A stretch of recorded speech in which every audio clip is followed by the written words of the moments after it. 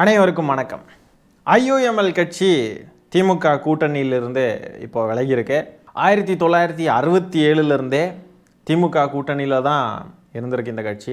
60 ஆண்டு கால கூட்டணியை இப்போ முறிச்சிருக்காங்க. இவங்களுக்கெல்லாம் நம்ம ஃபயர் விட்டுக்கிட்டு இருந்தோமேன்றதெல்லாம் நினச்சி பார்க்குறப்பவே கேவலமாக ஃபீல் ஆகுது. பதவி மற்றும் பணத்திற்காக விலை போன துரோகிகள். இதுக்கு மேலே இங்கே இருக்கிறதுல எந்த அர்த்தமும் இல்லை. போகிறது தான் நல்லது, போய் தொலையட்டும். காங்கிரஸ் எல்லாம் ஒரே மாதிரி தான். எல்லாம் பதவியின உடனே பல்ல இழிச்சிக்கிட்டு ஓடிட்டாங்க. விசிகா, கம்யூனிஸ்ட்டு எல்லாம் ஒரே மாதிரி தான். இவங்களுக்கெல்லாம் ஒரு கொள்கையும் கிடையாது, ஒரு மண்ணும் கிடையாது, வேறு ஒரு மண்ணும் கிடையாது. ஐயுஎம்எல் இனிமேல் தமிழ்நாட்டில் காணாமலே போக போகுது. பெரும்பான்மையான இஸ்லாமியர்கள் திமுக பக்கம்தான் நிற்கிறாங்க.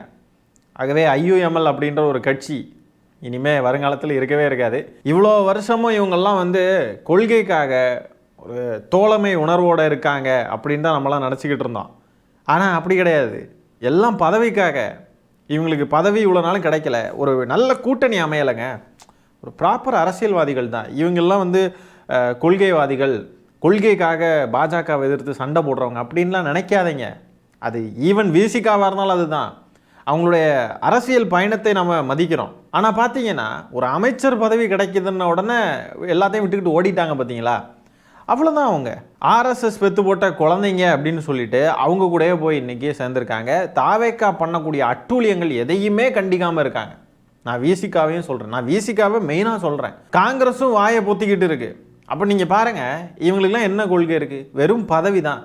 பதவிக்காக மட்டுமே அரசியலில் இருக்கக்கூடியவர்கள் இப்படி தான் இயங்குவாங்க. நிறைய திமுக தொண்டர்களுக்கே பார்த்தீங்கன்னா இந்த நிறைய கூட்டணி கட்சிகள் கூட சேர்த்துக்கிட்டு எல்லாரையும் முதுகில் ஏற்றிக்கிட்டு போகிறது சரிபட்டு வராது அப்படின்ற கருத்து தான் நிறைய பேருக்கு இருக்குது. அதுலேயும் குறிப்பாக இந்த காங்கிரஸ் துரோகிகள் இவங்கெல்லாம் நேரத்துக்கு ஏற்ற மாதிரி செயல்படுவாங்கன்றதுலாம் நல்லாவே தெரியும். இப்போ காலமே பார்த்தீங்கன்னா தனியாக தான் நம்ம பயணிக்கணும் அப்படின்ற நிலையை நோக்கி நகர்த்தி கொண்டு போயிட்டுருக்கு.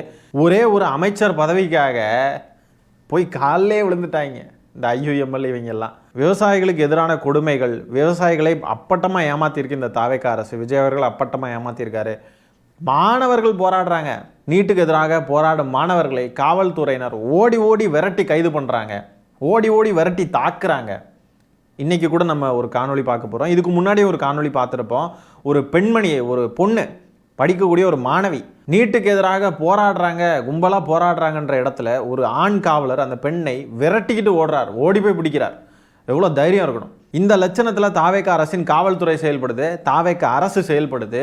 இது எதையுமே கேட்க துப்பு இல்லாமல், திராணி இல்லாமல் காங்கிரஸ், விசிகா, இப்போ ஐயுஎம்எல் இவங்கெல்லாம் துப்பு இல்லாமல் இருக்கிறாங்க. திமுக மேலே அவதூறு மட்டும் பரப்புகிறாங்க.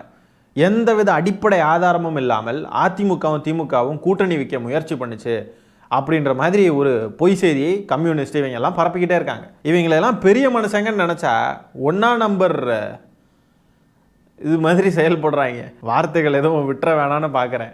இதில் வேற இவர்கிட்ட செய்தியாளர்கள் கேள்வி கேட்குறாங்க. யார்கிட்ட? பாய்கிட்ட, காதர் மொய்தீன் பாய்கிட்ட செய்தியாளர்கள் கேட்குற கேள்விக்கு அப்படியே ரோஷம் பொத்துட்டு வருது அவருக்கு. திமுக கூட இருப்பேன்னு சொன்னீங்களே, என்ன இப்படி போறீங்க அப்படின்னு சொன்னாங்க. நான் எப்போ அப்படி சொன்னேன்? அப்படியே ஒரு மாதிரி பொங்குறாரு, ரோஷம் அப்படியே பொங்கிட்டு வருது அவருக்கு. நீங்க இப்ப கற்பனை பண்றதுக்கு நான் பதில் சொல்லணுமா? அப்புறம் சொல்லாத முடியா என்ன சொல்ற நீ? இல்லையா நீயே கேட்டா எப்படியே சொல்ல முடியும்? சொல்லாத இது பாக்குறதுக்கு ஹெச் ராஜா பிரஸ் மீட் கொடுக்குற மாதிரியே இருக்கு. எதுக்கு இப்படி விரி பிடிச்ச மாதிரி கத்தணும்? கேள்வி கேட்கறாரு, அதுக்கு பதில் சொல்லிட்டு போயிடலாம். அப்படியே நான் அப்படி சொல்லவே இல்லை, விடு, என்ன ப்ரோ பாய் இல்லை இனிமே ப்ரோ. ஏன்னா இவங்கெல்லாம் தாவேக்க கூட போய் சேர்ந்துட்டாங்கல்ல, அப்போ அவங்க அந்த ஜென்சி வைப்பில் தான் இவங்களையும் பார்க்கணும். ப்ரோ கொடுத்த சோஃபாவுக்கு மேலே கூவுறாரே இல்லையா? என்னை அப்படிலாம் சொல்லாதீங்க, பிறகு எனக்கு கொடுத்த சோஃபாவை எல்லாரும் பிடிக்கிடுவாங்க அப்படின்னு பயப்படுறாரு பாய். ப்ரோ இனிமே இடைத்தேர்தல், உள்ளாட்சி தேர்தல், நாடாளுமன்ற தேர்தல், சட்டமன்ற தேர்தல் எல்லாத்துலேயும் தாவேக்காவுக்கு நாங்கள் தாவேக்காவுடைய வெற்றிக்கு உறுதுணையாக இருப்போம் அப்படின்னு சொல்லி தெரிவிச்சிருக்கார். நல்லா இருங்க, நல்லா இருங்க. ஐயுஎம்எல்ன்ற ஒரு கட்சி காணாமல் போகும் விரைவில். திமுகவில் நாங்கள் நேற்றுக்கு இருந்தோம், இன்னைக்கு இருப்போம், நாளைக்கும் இருப்போம் அப்படின்ட்டுலாம் சொன்னார் இவர் தான். நம்ம பசங்கள்லாம் ஃபயர் விட்டாங்க, இன்க்ளூடிங் நானும் தான். என்ன இருந்தாலும் நட்பு நட்பு தான்யா, நட்பு நட்பு தான்யா. அப்படியே மெய்சிலிருந்து கூஸ் பம்ப்ஸாக அப்படியே ஃபயர்லாம் விட்டு அப்படியே கொண்டாடணும். எல்லாரும் போனாங்க, ஆனால் ஐயூஎம்எல் மட்டும் இருக்கு அப்படி. ஆனால் அவங்களே இப்படி 1ஆம் நம்பர் இதுவாக இருப்பாங்க அப்படின்ட்டு யாருக்கு தெரியும்? இவங்க வந்து தாவேக்காவுக்கு ஆதரவு கொடுப்பாங்களாம். இவங்களுக்கு அங்கே ஒரு மந்திரி சீட்டு கிடைக்குதுன்னு தான் அங்கே ஓடி போயிருக்காங்க. ஆகவே இவங்க மந்திரியா நீடிக்கணும் அப்படின்னா தாவேக்கா தான் இவங்களுக்கு ஆதரவு கொடுக்கணும். அந்த லட்சணத்தில் தான் இவங்க என்னமோ இவங்களுக்கு என்னமோ பெருசாக ஓட் பேங்கெல்லாம் பயங்கரமாக இருந்து இவங்க போய் தாவேக்காவுக்கு ஆதரவு கொடுத்து அப்படியே இவங்க தான் போய் அப்படியே தாங்கி நிற்க போகிற மாதிரி. இந்த கட்சி ஒன்றுத்துக்கும் தேராத ஒரு கட்சி, இதை வச்சு இவங்க தாவேக்காவுக்கு ஆதரவு கொடுப்பாங்களாம். இது மாதிரிப்பட்ட துரோகிகளையெல்லாம் கூட வச்சுக்கிட்டு இவங்களையெல்லாம் இஸ்லாமியர்கள்னு வேறு நம்ம நினச்சிக்கிட்டு ஸ்டாலின் அவர்கள் எத்தனை பேரை இஸ்லாமியர் நலனுக்காக பகைச்சிக்கிட்டு இருக்கார். இஸ்லாமியர் நலனுக்கான அரசியலை திமுக செஞ்சுக்கிட்டு தான் இருக்குது, செய்ய தான் போகுது, இல்லைன்னு கிடையாது.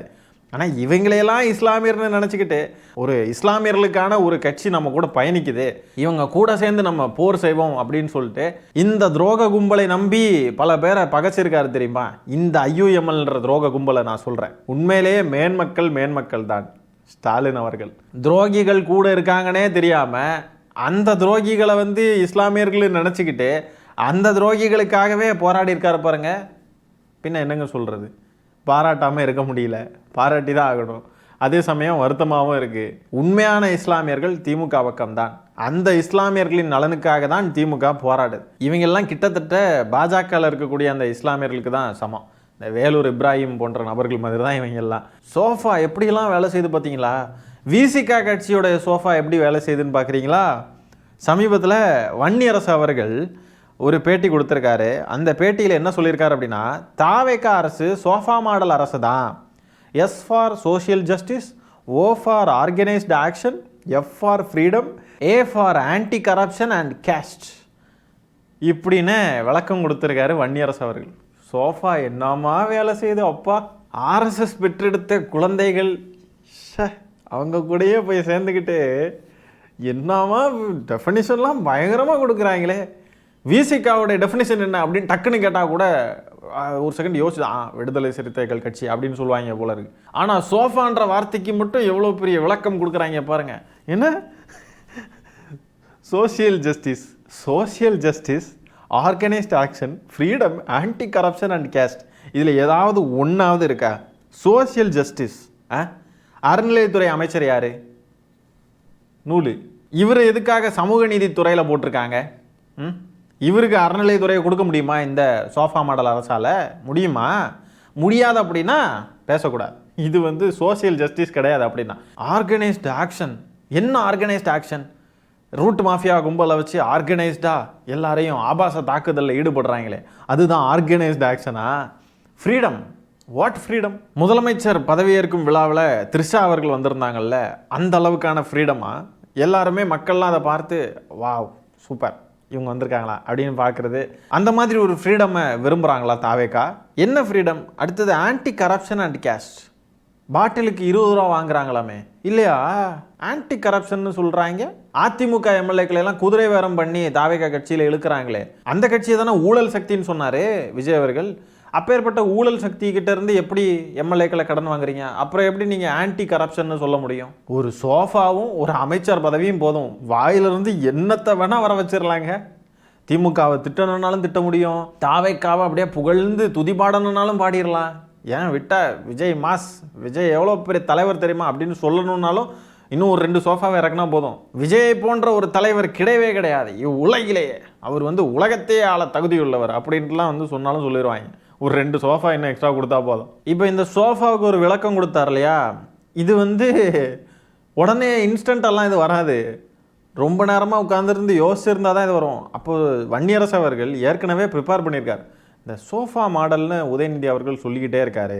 அந்த சோஃபா மாடலுக்குள்ள விளக்கம் நம்ம கொடுக்கணும். அப்போ அதுக்கு என்ன ப்ரிப்பேர் பண்ணலாம்? எஸ் ஃபார் சோஷியல் ஜஸ்டிஸ், இது ஃபார் இதுன்னு சொல்லிட்டு அதை ப்ரிப்பேர் பண்ணியிருக்காரு. அப்போ பார்த்துக்கோங்க எந்த அளவுக்கு யோசிச்சிருந்தா இப்படி ஒரு பதிலை சொல்ல முடியும் ஒருத்தரால். வெக்கமாகவே இல்லையா? திருமாவளவன் அவர்கள் முன்னாடியெல்லாம் சொல்லியிருக்காரு, விஜய் போன்ற சக்திகளிடம் மக்கள் சிக்கினால் அதற்கு பிறகு தமிழ்நாட்டை யாராலும் காப்பாற்ற முடியாது. எப்படி சார் எப்படி அப்படியெல்லாம் பேசிட்டு இப்போ எப்படி இப்படியெல்லாம் போய் ஒட்டி உறவிட முடியுது? சோஃபாவுக்கு விளக்கம் வேற கொடுக்குறாங்க. ஆனால் உண்மையிலேயே இவங்க மேலெல்லாம் ஒரு நல்ல மரியாதை இருந்துச்சுங்க. வன்னியரசு அவர்கள் மேலே, திருமாவளவன் அவர்கள் மேலே, காதிர் மொய்தீன் அவர்கள் மேலே எல்லார் மேலேயும் நல்ல மரியாதை இருந்துச்சு. மரியாதையே கெடுத்துக்கிட்டாங்க. இந்த மரியாதையெல்லாம் திருப்பி வராது. மாற்று கட்சிக்காரங்களாக இருந்தாலும் அவங்க மேலெல்லாம் நல்ல மரியாதை. இப்போ கூட நம்மளால் வந்து அவங்கள தரம் தாழ்ந்து எதுவும் பேச நமக்கு தோணலை. ஏன்னா அவங்களுடைய அரசியல் அனுபவம் இதெல்லாம் நம்ம மதிக்கணும் அப்படின்ற ஒரே காரணம் தானே ஒழிய அவங்களுடைய செயல்களுக்கு ஒரு துளி கூட மதிக்க தோணலை. அவங்க மரியாதையெல்லாம் இழந்துட்டாங்க. தாவேக்கா கட்சிக்காரனுங்க கூட இப்படியெல்லாம் கூவ மாட்டானுங்க. அவனுங்களே வியந்து பார்ப்பானுங்க. சோஃபா மாடல், சோஃபாவுக்கு இப்படி ஒரு இதுவா, இப்படி ஒரு எக்ஸ்பிளனேஷனா அப்படின்ட்டு முழிப்பானுங்க. அவனுங்களுக்கு கூட தோணாததெல்லாம் இவங்களுக்கெல்லாம் தோணுது பாருங்க. வெறும் ஒரு சோஃபாவும் ஒரு அமைச்சர் பதவியும். இவங்கெல்லாம் வளர்ந்து வந்ததே திமுகவால் தான். திமுக தயவில் ஜெயிச்சு, திமுக தயவில் வென்று, திமுக தயவில் கட்சியெல்லாம் வளர்த்துக்கிட்டு இன்னைக்கு வேற ஒருத்தனுக்கு போய் ஆதரவு தெரிவித்து அவனுக்கு இப்படி கூஜா தூக்கிட்டு இருக்காங்க. இதே வன்னியரசு அவர்கள் கோயம்புத்தூரில் 10 வயசு சிறுமி பாலியல் வன்கொடுமைக்கு ஆளாக்கப்பட்டு கொல்லப்பட்ட சம்பவம் இருக்கு இல்லையா, அந்த சம்பவத்தின் போது இந்த ஐபிஎஸ் அதிகாரி, போலீஸ் அதிகாரிகள் வந்து பேட்டி கொடுக்குறப்போ சிரிச்சுக்கிட்டு இருந்தாங்க மீடியாக்கள் முன்னாடி. அது வந்து வைரலாச்சு. அது பயங்கரமான அதிர்வலைகளை கிளப்பிச்சு. அந்த இன்சிடெண்ட்டுக்கு வன்னியரசு அவர்கள் பதில் சொல்கிறாரு. ஏன் போலீஸ்காரங்க சிரிச்சிடவே கூடாதா அப்படின்னு முட்டு கொடுக்குறார். அட பாவிகளா, ஒரு சோஃபாவுக்கு இப்படி நீங்கள் இவ்வளோ கேவலமாக போய் முட்டு கொடுப்பீங்க அப்படின்னு சொன்னால் அப்போ இந்த தாவேக்கா அரசு என்ன செஞ்சாலுமே நீங்கள் எல்லாம் முட்டு கொடுக்க தயாராகிட்டீங்க இல்லையா? திமுக கூட கூட்டணியில் இருந்தாலும் திமுக ஆளுங்கட்சியாக இருக்கிறப்போ இவங்க தான் ஆளாக வந்து எதிர்ப்பாங்க. எதுவாக இருந்தாலும் உடனே வந்து கேள்வி கேட்பாங்க, உடனே வந்து எதிர்ப்பாங்க. நாங்கள் கூட்டணியில் இருந்தாலும் நாங்கள் கேள்வி கேட்போம், நாங்கள் பயங்கரமாக செயல்படுவோம் அப்படின்லாம் சொன்னாங்க. இப்போ மட்டும் ஏன் தாவேக்கா அரசு செய்யக்கூடிய தவறு, தாவேக்கா செய்யக்கூடிய தவறு இதெல்லாம் சுட்டி காட்டவே மாட்டேங்கிறாங்க இந்த விசிகா? வன்னியரசு அவர்களாக இருக்கட்டும், திருமாவளவன் அவர்களாக இருக்கட்டும், ஏன் எல்லாருமே வாயை பொத்திக்கிட்டு இருக்காங்க? முட்டு கொடுக்குறாங்க. ஆக்சுவலாக வாயை பொத்திக்கிட்டு இருக்கிறது வேற, முட்டு கொடுக்குறாங்க. இதெல்லாம் என்ன இருக்குது? இதெல்லாம் ஒன்றும் தப்பு இல்லை. சோஃபா மாடல்லாம் என்ன தெரியுமா? சோஃபா ஃபார் எஸ் ஃபார் இது, ஓ ஃபார் இது, எஃப் ஃபார் இது, ஏ ஃபார் இதுன்ட்டு. இப்போ கூட பாருங்கள், நீட் தேர்வுக்கு எதிராக போராடக்கூடிய மாணவர்களை காவல்துறை எப்படி கையாளுதுன்னு பாருங்களேன். விரட்டி விரட்டி அடிக்கிறாங்க, விரட்டி விரட்டி கைது பண்ணுறாங்க. இங்கே பாருங்க நீங்கள்.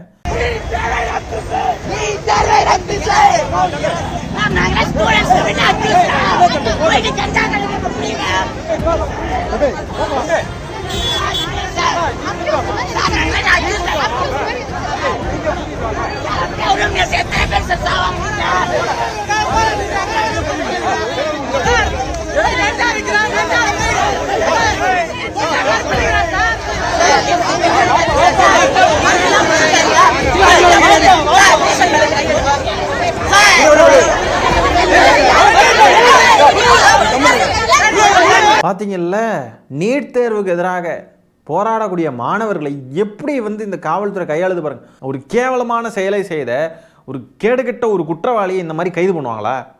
எப்படி கைது பண்ணுறாங்க, எப்படி ஹேண்டில் பண்ணுறாங்க பாருங்களேன். மாணவர்களை, விவசாயிகளை எல்லாம் அடித்து இப்படி துன்புறுத்தி வந்து கைது பண்ணுது. அதுலேயும் குறிப்பாக பெண்கள் நிற்கிறாங்க, மாணவிகள் நிற்கிறாங்க. ஆண் காவலர்கள் பெண்களை கைது பண்ணுறாங்க, மாணவிகளை கைது பண்ணுறாங்க. ஆண் காவலர்கள் எப்படி மாணவிகளை கைது பண்ணலாம்?